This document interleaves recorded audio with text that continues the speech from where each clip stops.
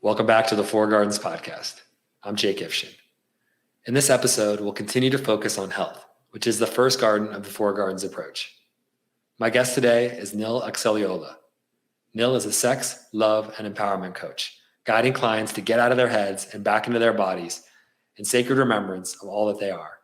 She uses a holistic, embodied approach and tools like breathwork, pleasure practices, and trauma integration, meditation, energy work, sounding, and movement to guide seekers to awaken to their pleasure, joy, power, and innate wholeness. This is Nil's second episode on this podcast, and I enjoyed having her back to hear about her holistic, empowering approach to sexuality and how we can work with challenges like shame and body image that adversely affect mental health. I'm joined by Ari Rubens, my co-host and co-producer on the podcast, and I'd like to hear from you, Ari, what your takeaways were from this conversation. I'm so grateful to have Nil on the podcast. And just a background for me, I really felt an immense amount of healing when I discovered healthy sexuality or tantra with my therapist, Kobe Simanto from Vagabond Temple, who was on the podcast as well. And so I did a course with him and I learned a lot, but I just felt like I merely just scratched the surface with tantra and sexuality. And from the first podcast with Nil, following her on Instagram and having her on again, I've already learned so much as well. So the amount of learning I received as far as like deep, true education on what's really important, and I think for a human body, is very relevant for this podcast. So this is a good one. Yeah, definitely a good one. I feel like so much I got out of this, and I always enjoy talking to Nil because of the joy, the confidence, the groundedness she brings to sexuality. It's a brave topic to work with for me and for others. And I feel like she makes a really comfortable safe container, and pushes me to open up and think about this in a new way. So I really feel that from both conversations. So if you like this one, definitely go back and listen to the first conversation, which we're linking below, and definitely check us out. Our Instagram is actually a great place to follow us, and same with Nil too. So make sure you also check out our Instagram. I'm linking below. I would love to get more followers on there and to check out the amazing reels that Ari makes, trailers from every episode, which are a great way to, if you don't have time to listen to every single one of our many episodes, you can watch some of Ari's reels. You know, I really, truly enjoy making them. And sometimes if I'm not having the best day, I just go through all the reels one at a time. One other thing about this episode was the amount of practices, like the practical applications through the education that Nil provides. And I really enjoyed and answered that to one of my questions on how to circulate energy. So stay tuned for that as well. Yeah, definitely stay tuned for that, and stay tuned for a practice from Ari at the very end. So listen all the way to the end. Ari, you're going to be offering a practice for us. Yep. And so stay tuned to listen to that and practice along. We do that with every episode this season. So you can go to the end of any episode and you'll find a practice from Ari. So if you missed it the first time around, definitely go back. These are really powerful practices that Ari has to share around health and well-being. Let's jump right in with Nil.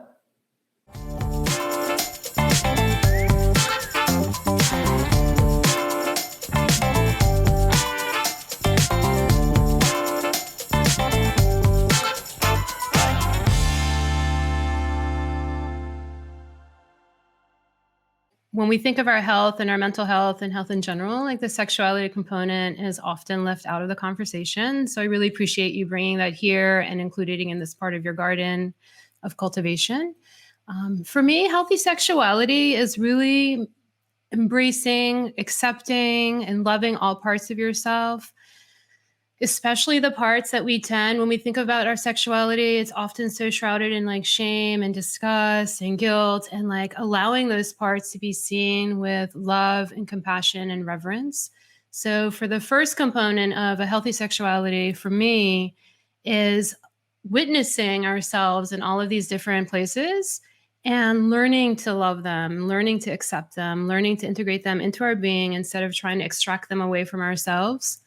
So we can come into that wholeness, because whenever we try to remove something from ourselves, we're, literally taking a part of ourselves away and trying to throw it away. And for me, healthy sexuality is first integrating all those parts that we really don't want others to witness, that we are so ashamed of, that we do not want to be seen in the world, with such love and compassion into heart space. And it's really rooted in there. And connecting to your body in a holistic way, free of shame, free of judgment. And so allowing that to be kind of the start of like our root system.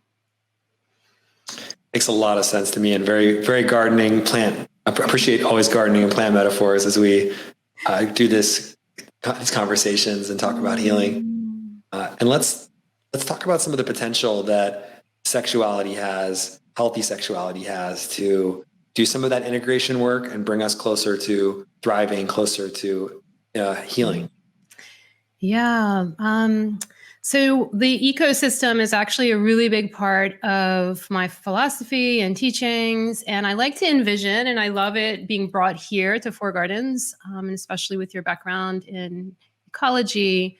I'm thinking of our whole beingness as an ecosystem. And, we're all very like spiritual yogi oriented people. So thinking about our root chakra, our sacral chakra, our energetic systems.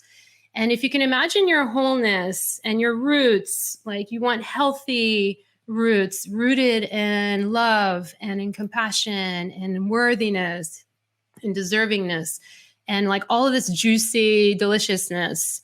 And then our heart space moving up and then into our highest consciousness. So I look at it all as like an ecosystem.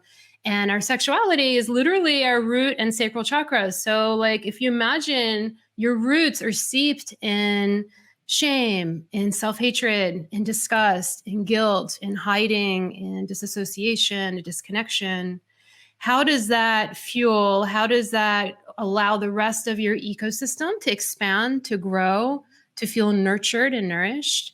And so when we bring these parts of ourselves that we're so apt to hide and dismiss into integration, into a place of love, we're allowing our root system, literally our root system, to be rooted in beauty, to be rooted in life force energy and creation, so that the rest of us can thrive, the rest of our beingness can reach its fullest potential. Often in our culture, especially, we like do a lot of heart healing, right? Like heartache and heartbreak and wanting to integrate past relationships and traumas and our highest consciousness, really trying to expand to the ethers, connect to source energy and connect to like this thing greater than ourselves. Yet we often forget about our root system. And for me, healthy sexuality really equals feeling alive and aliveness in your roots. And how do we get to the aliveness in our roots? Through love, through tenderness, through compassion, through acceptance, and like witnessing all that is present and inviting it, all of it, into our heart space so that it can be integrated and expanded from there. Really appreciate that beautiful picture you paint of the ecosystem and how it works inside us around our systems, our sexuality. And I want to ask too, both how to balance the work of nourishing the system, nourishing healthy sexuality, and also how it works with, you mentioned shame. There are other issues, a lot of repression we carry in our culture that I carry too, around body image, around sexuality, how that connects to working with releasing that shame or transforming that. Yeah, no, that's a beautiful question. Thank you. And it's like really understanding that both coexist, right? As we're moving towards wanting to nurture our entire beingness, like our entire ecosystem, our entire lives, like our full being of who we are, both of them are present, right? The nurturing part, the love, the compassion, and the shame, the disgust, the guilt are both there. So in my experience, when we go into shame integration and trauma integration, it's actually feeling it in your body. So the practice is going into the body. So I always say, I guide people to get out of their heads and into their bodies. And what that means is feeling the shame, like having a container, having space to actually feel, where do you feel the shame in your body? Where is it presenting? Where is it showing up? And being able to work with that energy, recognizing where did it come from, its origin, its roots, witnessing it. So really bringing that consciousness to what has been held unconscious this whole time. Sometimes we think of shame, and maybe there's some obvious examples of like maybe you watch porn and you feel shameful afterwards, but then there may be deeper rooted shame that you picked up from your family, that you picked up from your religious upbringing, from society, from community, that you don't even realize was there until you start doing this like deep excavating. And so the integration of shame and embodiment, the embodiment practice is a practice that brings you into the here and now, because our minds will constantly live in the past, which is rooted in fear, anxiety, and story, and always project into the future of what's to come. And again, fear and anxiety. But the only thing that is here now is our body. Our body right now in this moment is present. That is like present moment awareness is rooted in your body. So taking time, space, to really excavate and feel the shame. And instead of trying to take it out, welcoming it in deeper into a deeper level. Once we have a deeper understanding of where it came from, we're able to shine compassion on ourselves. Like, oh, wow, man, like I see now, like having heard this story, for my whole life that sex is like so awful and you're going to die and you're going to go to hell. I'm recognizing now, when I see people who are like sexually active, where I like judge them and I have so much like shame in my own body when I want to explore, it's having that opportunity to go deep within self and bring these parts of ourselves up into the light. We talk about shadow work, and what is shadow work other than really finding the parts that we want to disconnect from and bringing them into the light. And so that through this light, we can shine like love and compassion onto it and integrate it into our being. A couple of things I want to highlight there. What you said is, I like how you're offering shame or looking at shame as an opportunity too. It seems to be presented in what you're saying of noticing shame. Shame is a way into embodiment. So you mentioned porn. If you are noticing you're disconnecting from your body, or if I'm looking at porn, I notice I'm disconnecting from my body, my emotions, just the awareness of that. And I'm feeling shame about that. Just the awareness of what's happening in my body, whatever it is still good. Like embodied awareness. What do you agree to is like, the more we can be aware of our body, I'm hearing you say, the better, really. It's like, that's always, there's so much potential. Just simply that awareness is one piece I took away. Yeah, there's so much potential there. And just like, porn is just an easy topic to discuss because it's so alive in our community. It's so alive in the collective. And for instance, when we go to porn, oftentimes it's an underlying cause of why people even visit, of loneliness or anxiety, or just needing to disconnect and not actually going into what is actually here. What am I anxious about in my life? Where am I feeling this loneliness? How can I resource within myself to give myself this space of loving awareness and presence that I'm seeking from the outside? Maybe it's just wanting to find something like that's sexy and actually being able to turn that towards self, disconnecting from external circumstances and actually being able to source that from within. So a lot of my work is really in self-exploration. It's a deep excavation of what is alive and witnessing it all without judgment. We're always going to judge. The judgment's always going to be there. So there's no judgment for the judgment. There's no shame for the shame. It is what it is, and being able to bring this stuff forward with like the lens of curiosity, the lens of like, okay, I'm exploring a part of myself that I've been like hiding for so long, and I'm going to meet it with compassion. I'm going to meet it with love and see what's here, what is actually under this layer, and how can I source that for myself without needing external stimulation and external circumstances. Well, one theory I've come across a few different places and ways of seeing shame is the connection between shame and pleasure too, that like our shame and our pleasure can be there's a lot of links we could explore between those two things. How do those coexist? And I think with porn too, it's offering a disconnected way. It's a way that's secret and private to explore something that gives you pleasure and maybe you're ashamed about. You're like, I'm ashamed about to ask for that, to want to do that, so the shame,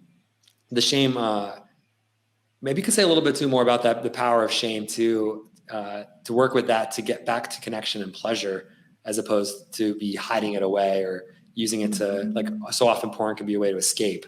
It's like escaping into the pleasure. I feel like there's another way you see pleasure, and its healing potential too in this area. Yeah, no, thank you. I do. I feel like pleasure is always present and always available to us. And when we pause and slow down, so one of the biggest things to do, and that I recommend for everyone who is exploring their own sexuality, who is feeling shame, who is having any kind of part that they kind of want to just get rid of and they wish they didn't have it, is to slow down, like slow way down, recognize what is present. And through an outlet, as you were mentioning, like porn, we want to get excited, like we want to have like a tap into our body. But what happens is we actually bypass sensation. We bypass pleasure because it's so fast, right? It's like such a quick fix. It's kind of like fast food, in my opinion. It's like McDonald's compared to having like an organic, fresh farm to table meal. It's like you can get fast and then at the end you're like, oh, I don't feel good. Like, why did I do that? Like you have all the story that now is attached to what you just did. And so my, biggest guidance and invitation for people is to really just slow down and recognize, like, where is this shame coming from? Why am I ashamed of what I'm doing? And what is it that I'm actually really needing? How can I get into my body? How can I slow everything down? How can I feel the sensation in my body? Pleasure for me is a portal. It's honestly a portal to so much more, because we can have the most traumatic, grieving experiences in our lives, which need and require a reverence, which need and require the slowdown to feel the grief, to feel the sadness, to feel the anger, whatever is present. We're using shame as an example, but all of these other energies are all valid as well. And when we can actually just slow down and go into the body, like, where am I feeling my grief? If this grief is here and I'm trying to disconnect to it through porn, for instance, I'm feeling this loneliness and sadness because my partner left me and I'm going here again to disconnect from my pain, instead just recognizing that with acceptance, like, okay, I recognize what I'm doing here right now. You can still do it, it's fine, but now the consciousness is there. Now the awareness is there and you can continue to choose it, or you can start shifting. Okay, maybe every other time I'm going to actually go into my body. I'm going to feel this grief. I'm going to feel the pain in my stomach, of this loneliness. I'm going to feel the anxiety in my shoulders, and like really tap into your body in an embodied way. And that's the practice of embodiment, is really allowing yourself to go deep within your being. And that is the present moment awareness that I'm mentioning, is like, what is here? What is alive now? And as we start to tune into sensation, like when we turn off the stimulation and we actually, and this is valid for women too, who use vibrators all the time. We've all done it. They're amazing. They're, fun and like, woo, fast, quick fix. However, there's so much more, right? Like I said, like McDonald's, it's like, okay, fast, quick, great. And then there's like that long, delicious meal that you have that like takes you into another dimension, right? And so for men, women, non-binary people, pleasure is always available. And we use actually in our practices a lot of trauma integration, being able to hold what you're integrating traumatically through your life and pendulate into pleasure as well. Like pleasure, if you're in your sadness, you can have like sadgasms, like you can have angergasms, like you can fuel your energy with your sexuality in ways that I never knew were possible. And so it's like, it's curiosity, exploration. Like our human bodies are infinite. Like we have so much to learn from these beautiful bodies of ours. And I'm like, I'm here for it. I've never heard of a sadgasm. Yes, cryinggasm is like a thing. Yeah, it's like a real deep thing. And you can be crying your tears and grief and still like circulating your sexual energy and coming into these like that's fascinating orgasms where you're just bawling, crying. That's fascinating. I'm always just really curious about ways we can hold seemingly opposite feelings and energies, of fear and joy. It can be there at the same time. Something we've talked about in a previous podcast of feeling different energies at the same time. And just something you said too about porn, I wanted to reflect too and it reflects my approach to, I'm not using porn right now. I'm not drinking alcohol. I don't see these certain things like this. I don't see them as bad or good, but just like the way I was using them was unconscious, was like reflecting some of the things you were saying, the shadows of this is fast food. I'm using this to regulate when I could be doing something much more substantial or lasting to regulate. I feel gross after doing these things. So now I want to have better ways to regulate. And I'm finding that they're getting in the way of real connection, both porn and alcohol, I would say. have gotten in the way of like deeper connection for me in the past. And so, yeah, I just think I like the way of approaching it where it's like we're not demonizing anything, but we're just saying, let's notice these have a ton of potential just to be escapes and ways to regulate that are really unhealthy. I think that's the way I'm seeing it in my life right now. So yeah, that really like mirrored back to me in my own way of thinking. And I want to take this conversation to another topic that's alive for both of us is, as we were talking before about body image too, and talking about how to work with body image. I think this is a really important and very relevant topic for men, women, everybody, all body types around mental health. There's so many issues with body image in our society, in our world. I've experienced it. I think you've experienced it too. Maybe you could talk a little bit about your experience with body image and how you approach it. Yeah, no, that's so relevant. And, I'm raising teenagers. I have a daughter in college, and I just know from, her own peers and just from life, from our younger generations. And of course, present now, I'm about to turn 50, so I'm like celebrating the heck out of that and my body and as it ages, and really wanting to hold that space for myself in like a really graceful way. And we didn't have the internet growing up. We all know social media's, demise on mental health and how it's creating such disconnection from people's realities and how hard it is especially for young women and men, but especially for young women who see, images on Instagram and filters, which are so fun. I love to use them too. It's like an artistic expression, right? But it's different when you are using it in a sense of worthiness and wanting to, look a certain way and express yourself in a certain way, or like over exercise first, so that you can be validated from others, so you can feel worthy from others, versus doing it for yourself, even if it is because you want to be seen and witnessed in that, which is beautiful. And I celebrate that. I mean, here I am, with my lip gloss and my earrings and adorning myself in the ways that I want, because I am rooted in my own expression of self, not for external validation. And so for body image, I really had a profound experience, if it's okay for me to share, when I went to Costa Rica on an amazing women's embodiment retreat, where through Layla Martin's program, through my coaching program, where about 100 women, if you can imagine, showed up to this week. It was a professional retreat, so we had training every single day. And, when they said clothing optional, I was like, okay, some people will be, but it ended up being everybody was naked. And to be a woman in this day and age, in this space where you have like 100 women who are absolutely naked, doing pleasure practices, connecting and witnessing each other in their beauty. And we had people in their 20s all the way into their 60s. And like that body image story just evaporated. It's such a well of beauty, of acceptance, of reverence for one another. It really felt like ancient remembrance, like a sacred remembrance of who we are, the way that we should be in the world, before like all of these projections of what body should look like and how we should express ourselves. Like, what is body image to us here compared to somebody in Asia or in Africa or in Turkey, where I'm from? Like, every single culture has its own definition of beauty. And we really try to pigeonhole ourselves into these definitions in our culture. And it's really affecting mental health on multiple levels for men, women, and gender nonconforming beings. Like, it's alive for everybody. And the invitation is to recognize where it's alive for you in your body.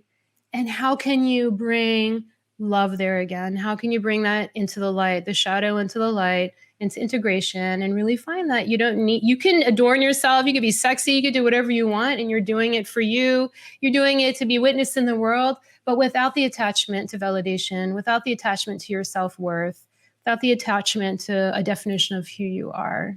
When it comes to body image, the way you were describing it there, I'd love to make it a little more concrete. And you talk about raising awareness around it, noticing how stories about body image and pressure are affecting you. What's a practice around doing that, of recognition, or a way or example from your life where you noticed this pressure and were able to see how it affected your body and transform it? Yeah, I think a really relevant practice that we do is like mirror work. I'm not sure if you've ever heard of mirror work, but especially relevant for women who, We have so much judgment on women's bodies around breasts, around bellies, around pussies, around bottoms, the whole thing. And mirror work is like standing naked in front of a mirror and recognizing first the parts of yourself that you really don't love. Like, my boobs are uneven, or this belly fat around my waist because I've had babies, like really recognizing the places. So naming them, calling them into awareness, like bringing them forward, recognizing then like who gave us the story that we shouldn't have like tummies after we've given birth or without giving birth, like whatever your body type is, like who gave us the story that this is not okay, that this is how we need to be in order to be validated. So just bring awareness to that as well. And then start talking in front of the mirror to yourself, looking yourself straight in the eyes and telling yourself like, I love you. I love my boobs. I love my belly. I love these hips that have taken me swaying side to side as I walk. I love these legs that have taken me all over this earth. And like really genuinely reaching for those places within ourselves by looking at ourselves and bringing that awareness and love into these places that we're so disconnected from, and allowing that to like slowly integrate. It's not an overnight thing. People don't just wake up one day from body dysmorphia and just decide to love their bodies.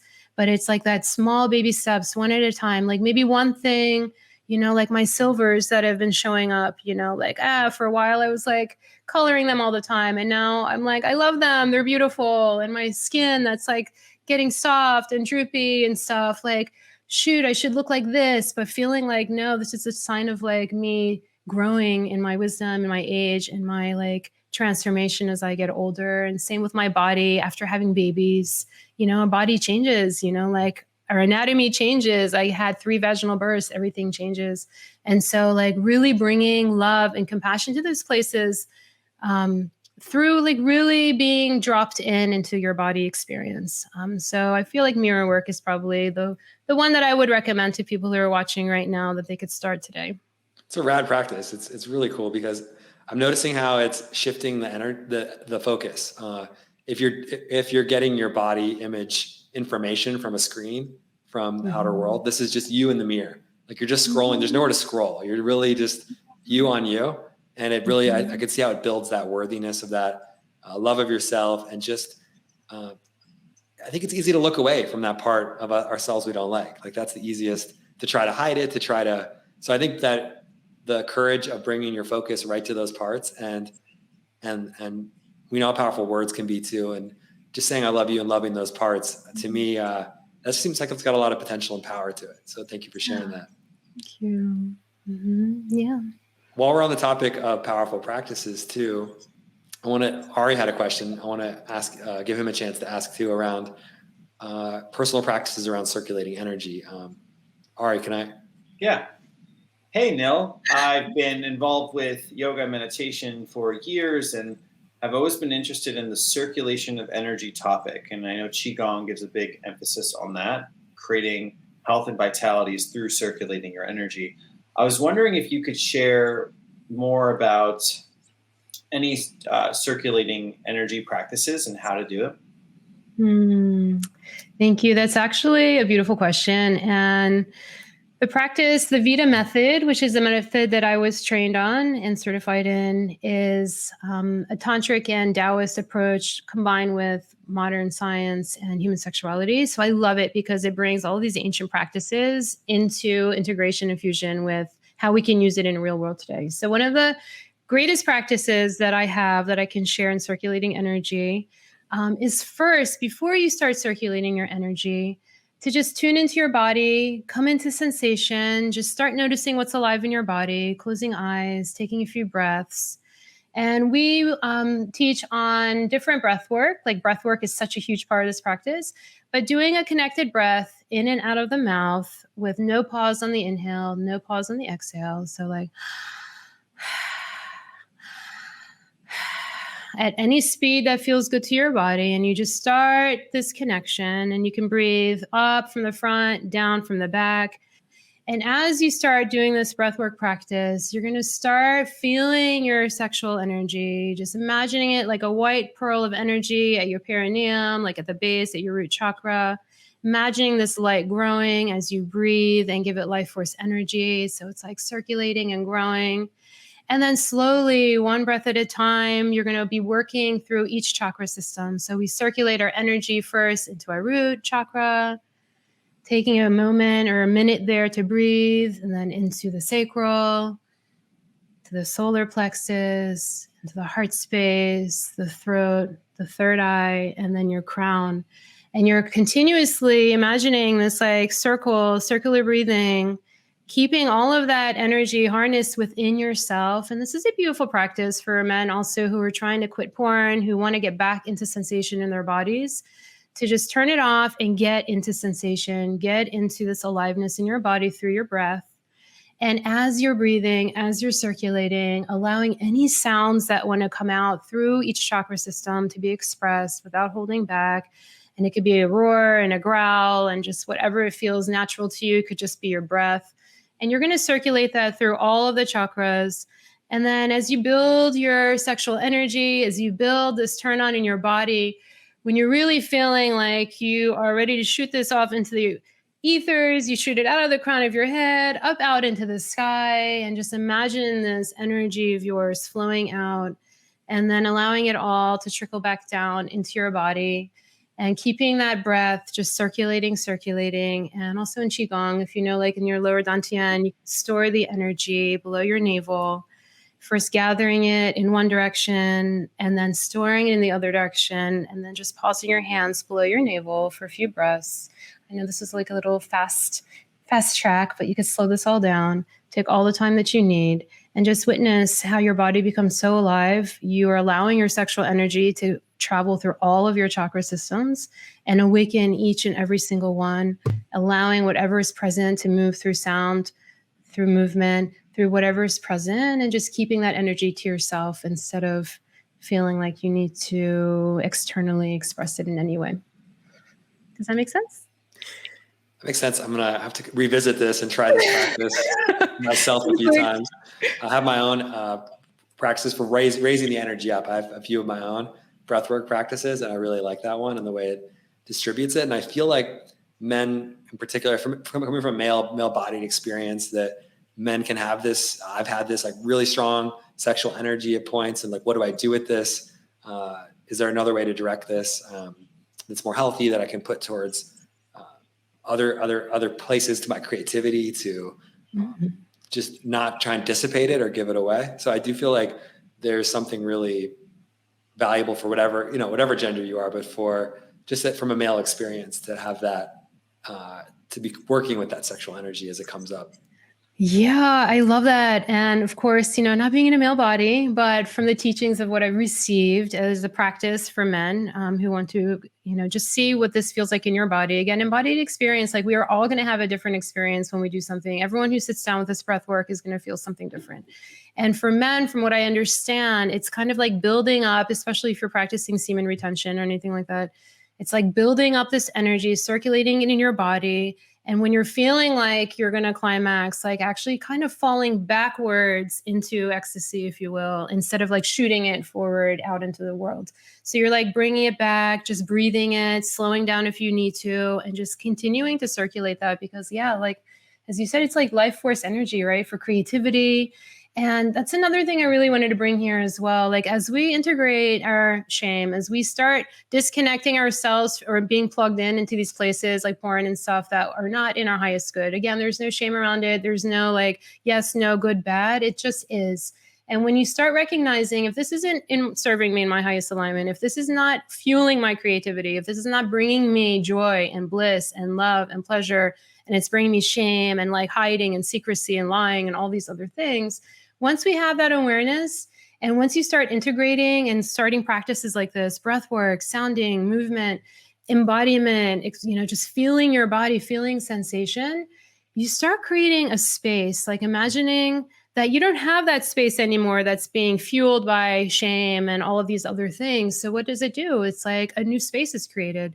So as you create space, only newness can come in there. There's only things that you can want to bring into your life. You are now creating, literally like clearing out the cobwebs of space for creation, for your business, for love, for finding your ecstatic bliss in whatever, way that is, even if it's just walking outside into nature and connecting to yourself, connecting to your family.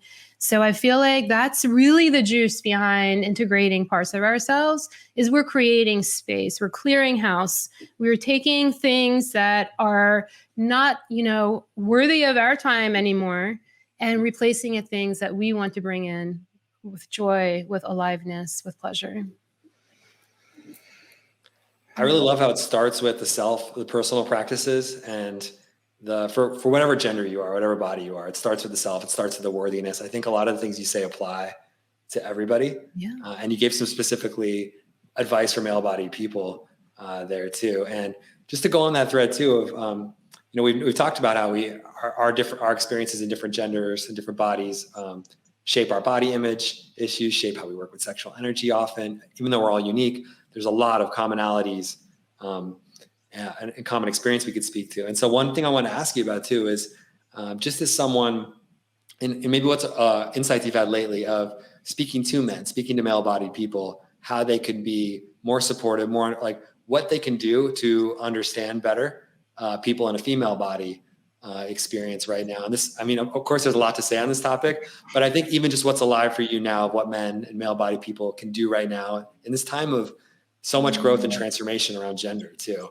of what's been coming up for you. Thank you. I really appreciate that. I really appreciate your curiosity around that and actually wanting to be an ally. So again, it's an allyship for women and women-bodied being or female identifying beings on the struggle. It's been centuries, millennia of repression and rape and all of the things, that I don't need to list right now. And it's just becoming unwound. I feel like we are just having this rising again of this divine feminine energy within men and women and all beings. And so as we for male-bodied beings, one of the first things that I can really invite people into is first just that awareness. Like the person in front of you who has a pussy has been through a lot. She's been shamed and felt bad about her body and conditioned through patriarchy, through life. Just having compassion for that. So before any other judgments can be put on, just holding that space, being a space holder, being somebody who can create a safer, braver place for this person. And the second thing, if you're connecting intimately with a female body being, is slow down. Slow the way down, way slower than any guy thinks that they should go. It's really hard to express how slow. And keep checking in. Does this feel good to you? Pressure, speed, consistency, really having an open conversation. And if you're really connected, if you're really wanting to connect on a super intimate level with a partner, one practice that we love to share with others is doing a fears, desires, and love practice where you literally set a timer and you speak to each other. One person starts, what are your fears before you go into intimacy? What do you have? What are you afraid of? And letting them speak, no judgment, no comments. You're just receiving. And if they pause, thank you. What are your fears? What are you afraid of? And then switching that. And then the desires too. What do you want the most? What is it that you desire the most? And again, as they pause, no comment, no judgment, just, okay, what was it that you really want the most? What do you really desire? And listening.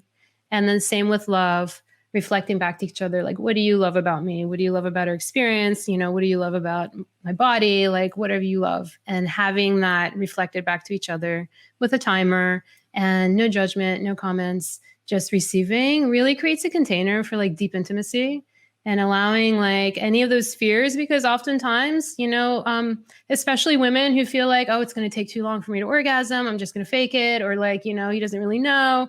It brings all of that up into a space that can be held and witnessed with each other without judgment, because you're already expressing that we're not going to, but no, but this, but that. There's none of that. It's only witnessing and only hearing and listening, and then reflecting and giving each person a chance to do that. So I would really recommend that as a practice that couples can try as well together if they want to deepen their intimacy.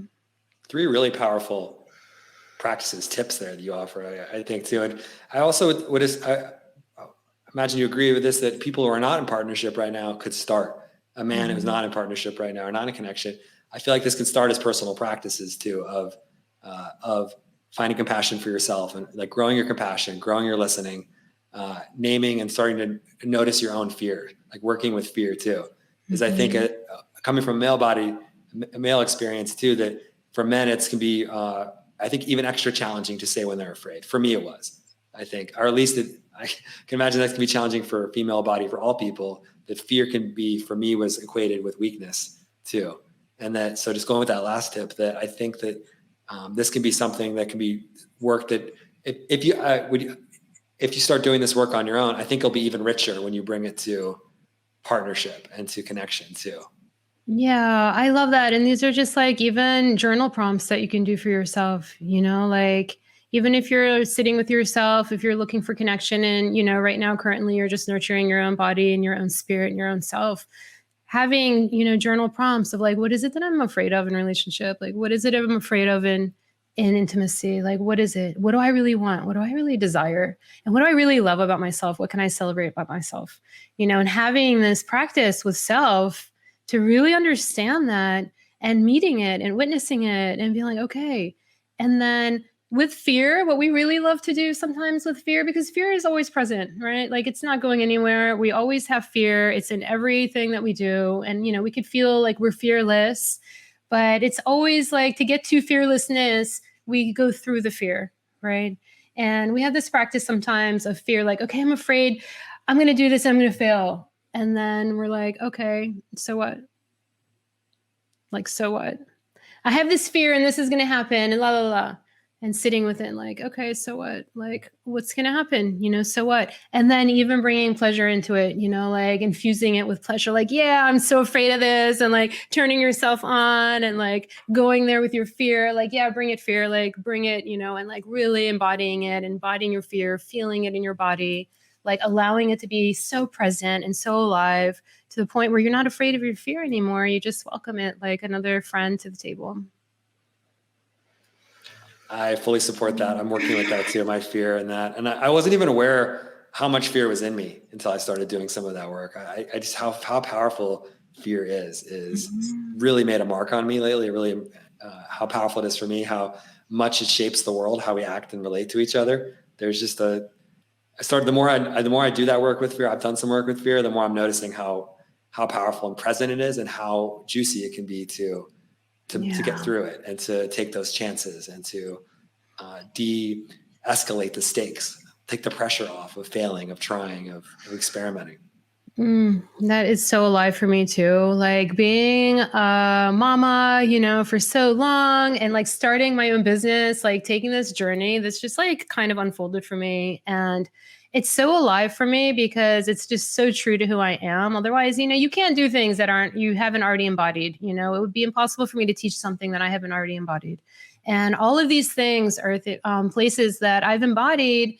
And I'm now having like the articulation around it to express to others and to teach others, to really understand how I can share this message with others. And even in knowing that, even that deep inner knowing of myself, there's so much fear around it, like I'm going to go do an Instagram post. I'm like, I don't want to do it. And it's like, so like witnessing that, and like being playful with it. Like, how can we bring lightness to our fear? How can we become playful and curious with it? It doesn't mean that it's going to go away, but how can we start taking like that burden of it off of our shoulders and just like lightening it up a little bit, and inviting it to the table, allowing it to be present. And as we do that, I feel like that's how the layers start peeling off slowly, with the witnessing, with the awareness, and with like lightness and playfulness and curiosity. Is for me how I've been really approaching things, because it's been like a big thing for me to be doing all of this right now. And, I'm like age 49. I have a few more weeks. And it's exciting, and like, I'm so lit up about it. I'm like so freaking jazzed about it because it is, as you can see in my energy, it's something that I'm really passionate about and really excited to share with others. So I like my devotion to my craft, my devotion to my message, to the teachings, to be kind of my drishti, like the North Star, our guiding focal point, And as the fear ebbs and flows through that, it's like weaving over me, washing over me like a wave, but I'm not keeping my eye off of I'm not taking my gaze off of my focal point. Like, because the messaging, the teachings, the transmission is so important and it's so necessary right now. So learning, like you said, to balance it and to live, you can coexist with fear and joy, fear and confidence, like they're both there together. It's overcoming the fears and integrating them that we come into that space of confidence, in my opinion. So welcoming it all. What are the offerings too? You mentioned some of your work is your North Star now. And I'd love to hear a little more. We talked last year about when you were starting the business and your coaching, and I'd love to hear how it's evolved and what you're offering people right now. Well, the first thing that, of course, is like the most near and dear to my heart right now is one-on-one coaching and mentorship. And that's really basically being able to create this container. So for all of this like integration and breath work and pleasure practices and meditations, there's like so much embodiment work that I offer, and having that like high touch one-on-one container where you can actually go and start this self-exploration. And so many of us have already been on this journey, and to be able to do it in this light, through the lens of sexuality, through the lens of what are the stories that I'm carrying with me, what is still needing to be integrated. We can really like get deep into that to find the origins and to bring all of that into consciousness for integration. And again, creating the space. As you integrate, you create space. Like that's the best way I can explain it, for beauty, for aliveness, for joy, for pleasure. So as each one of us works on all of these aspects of self, we are just creating space within ourselves for growth. And I'm really excited, actually, coming this fall, I'm going to be starting to offer some group containers of embodiment practices. They're originally going to be starting with females, with women, and vulva-bodied beings, just to create a safe container. And I'm going to be offering jade egg practices, which are like yoni eggs that go into the vaginal canal. And we do different pelvic floor exercises, which really creates, and in my body, I can just share my experience with them, increased sensitivity, first of all, within penetration, like within side of the vagina, and also strengthening, if you've had kids and have birth babies to the birth canal, really tightening up like all of the energy, the muscles in that area. And for me, it's just been this connection, this deeper connection to my pussy, to my body, and bringing like aliveness into that area.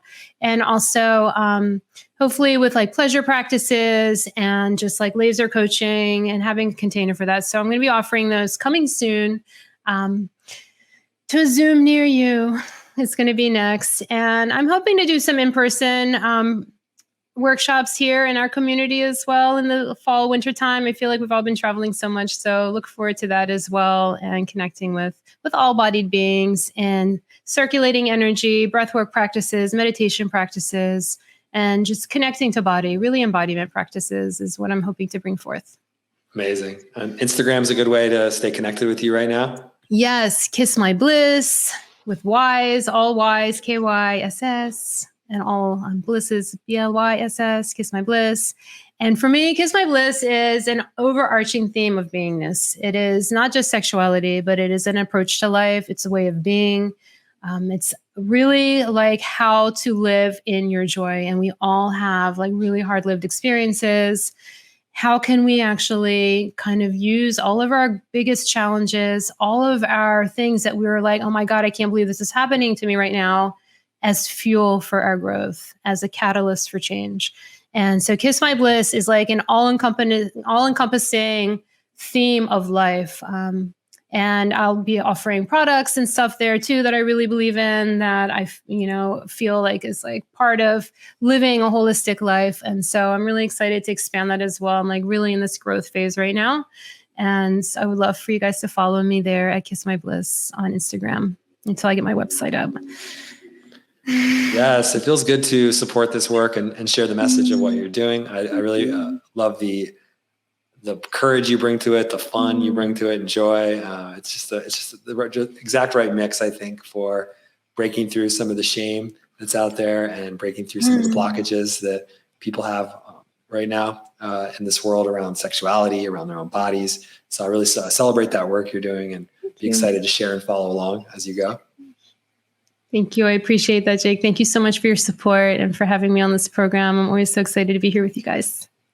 Yeah, this is a good one. And I felt like in this conversation too, we really got to get into a powerful way of working with health that is thinking holistically, is thinking spiritually, is thinking about sexual health. The way you approach it, I just really appreciated how you approached it in a way that highlighted the interconnections that we have and the power we have to practice and change it in our own lives. So thank you for bringing that perspective.